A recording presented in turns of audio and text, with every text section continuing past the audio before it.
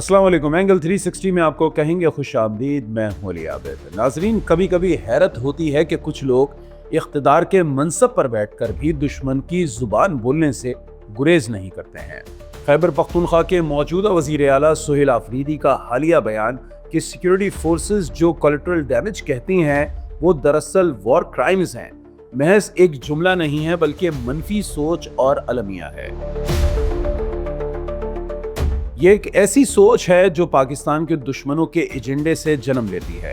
ये बयान अफसोसनाक भी है, शर्मनाक भी है और खतरनाक भी, क्योंकि ये वही जुबान है जो दहशतगर्द, खवारिज और पाकिस्तान के दुश्मन बोलते हैं।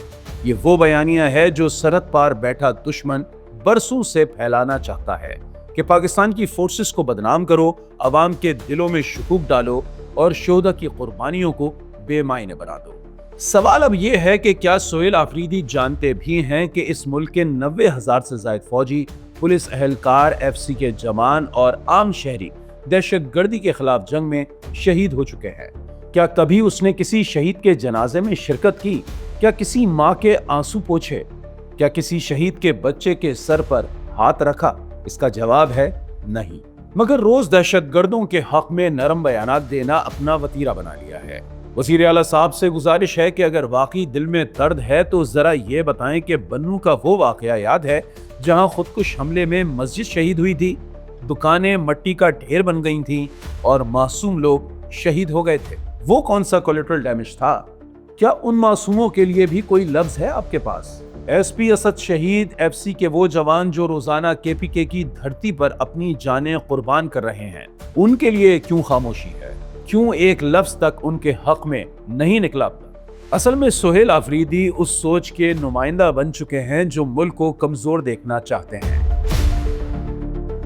जो शोहदा के खून को मुतनाज़ा बनाना चाहते हैं और जो इस वतन के दिफा को वॉर क्राइम कहकर शोहदा की तजलील करते हैं।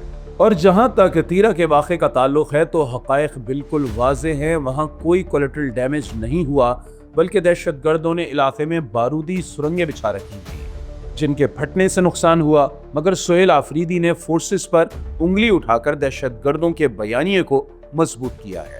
अगर वजीर आला के पास वाकई कोई सबूत है कि सिक्योरिटी फोर्सेस ने किसी मकाम पर बेगुनाहों को निशाना बनाया तो सामने लाएं, अदालत में, मीडिया पर या फिर अवाम के सामने, वरना खामोश रहें, क्योंकि इल्जाम तराशी से ना हक मिलता है ना ही इंसाफ, सिर्फ दुश्मन ही खुश होता है। पाकिस्तान की मुसल्लह अफवाज दुनिया की उन चंद फोर्सेस में शामिल हैं जो दहशतगर्दी के खिलाफ कार्रवाइयों में सबसे ज्यादा एहतियात, नज़्म ज़ब्त और इखलाकी मयार का ख्याल रखती हैं।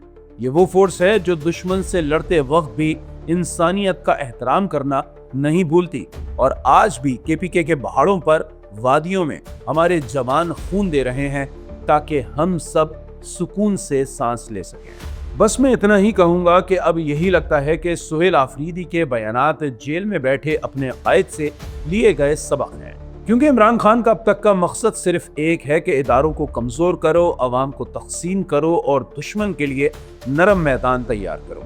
यही वजह है कि मगरबी मीडिया, हिंदुस्तानी मीडिया और दीगर पाकिस्तान मुखालिफ इदारे सुहेल आफरीदी के बयानात को भरपूर सपोर्ट कर रहे हैं, क्योंकि वो जानते हैं कि ये पाकिस्तान के अंदर से बोला गया जहर है।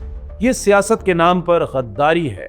वजीर आला खैबर पख्तूनख्वा सुहेल आफरीदी का कहना है कि सिक्योरिटी फोर्सेस वॉर क्राइम करती हैं, सिर्फ गैर जिम्मेदाराना बयान नहीं बल्कि रियासत दुश्मनी और दहशतगर्दों के बयानियों को सपोर्ट करना है। दुनिया के हर मुल्क में ऐसे अल्फाज को गद्दारी ही समझा जाता है।